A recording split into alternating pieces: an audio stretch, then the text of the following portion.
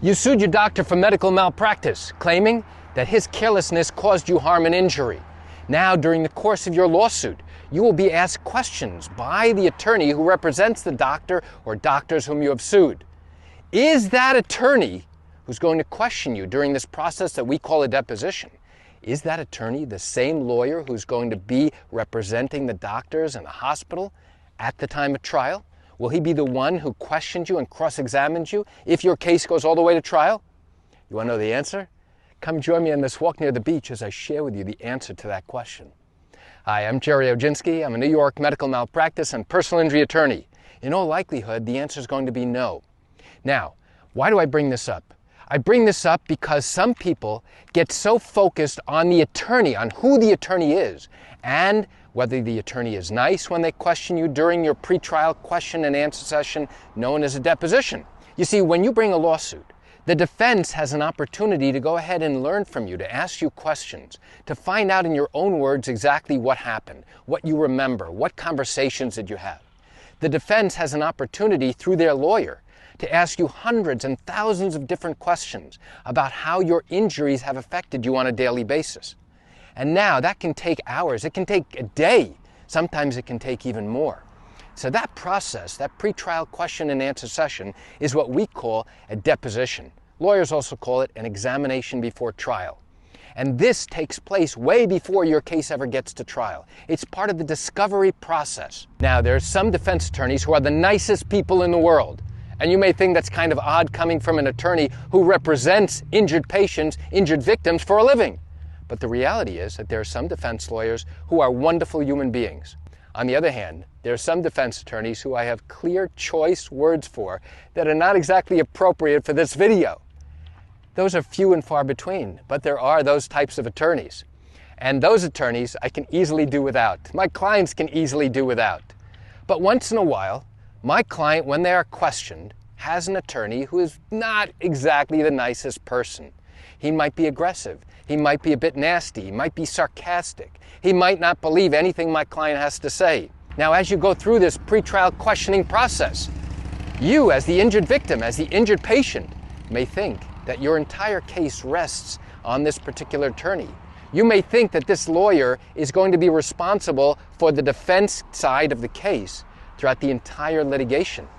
You may think that when and if your case goes to trial, this nasty, obnoxious lawyer is going to be the one at trial who's going to question you. And you know what? In all likelihood, the answer is it's not going to be the same attorney. And let me tell you why. What happens in these types of malpractice cases is that the defense attorneys give these assignments to question you, the injured patient, the injured victim, the injured plaintiff. They give those assignments to typically the junior attorneys in the office. Why? Because there's very little downside and very little risk to allowing them the opportunity to question you. Plus, it also gives them great experience on learning how to question witnesses. You see, there's very little that they can do wrong. Why? Many times they come into this question and answer session with a checklist, a prepared typewritten checklist of those questions that they believe that they need to ask you during the course of your deposition. And many of these junior associate attorneys go through this checklist one by one to make sure they've asked all the questions on their checklist. Sometimes the better attorneys, the ones who are really paying attention, ask follow-up questions to the answers that you have given that are not on their checklist. But in any event, these attorneys are really going through their checklist to make sure they ask what they think are all the appropriate questions that they need to know. Many times, it is totally inaccurate for them to be asking you every single question on their checklist. And now, how do I know what questions they're going to ask? Well, after doing this for more than 34 years, I know exactly what questions they're going to ask. And if you want to learn more about that, I've created other videos that describe how I know exactly what they're going to ask. But getting back to the question that I raised in the title of this video, just because an attorney is nasty or obnoxious, and now you get this perception that this lawyer is a nasty, vicious person, and you hate him, and you hate everything about him, and now you associate him with the doctor and with the hospital and every interaction that you and your attorney have with the defense, you should know something. In all likelihood, this attorney who is questioning you during your pretrial deposition does not have the knowledge or experience to go ahead and represent the doctors or the hospitals at the time your case goes to trial. In all likelihood, if your case goes to trial, that will be handled by a senior attorney, most likely a partner in the defense lawyer's firm, somebody who clearly has experience, somebody who understands how to question a witness, somebody who understands that if they are nasty and obnoxious to you when cross-examining you, how that can often backfire in front of a jury. The better practice often is to be nice and pleasant and to show that there are inconsistencies in testimony. That, in my opinion, is a much better strategy. If the attorney who's questioning you during your deposition is nasty, is impolite, is not being totally professional, I will say something to the attorney. I will put something on the record to indicate that the attorney is being nasty or obnoxious or impolite or not professional. So why do I share this with you?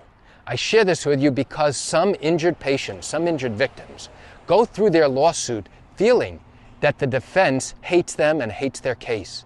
They get the feeling that the defense does not believe a single word they have said throughout the litigation. They have the sense that every time they mention something about their injuries, that the defense attorney does not believe a single word they have said. Now, I will share something very important with you, though. The defense attorney, at the end of questioning you during your pretrial deposition, prepares a report.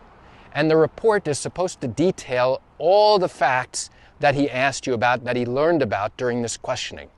And at the very end of this report, he often will give an opinion about what type of witness he expects you will make at the time of trial.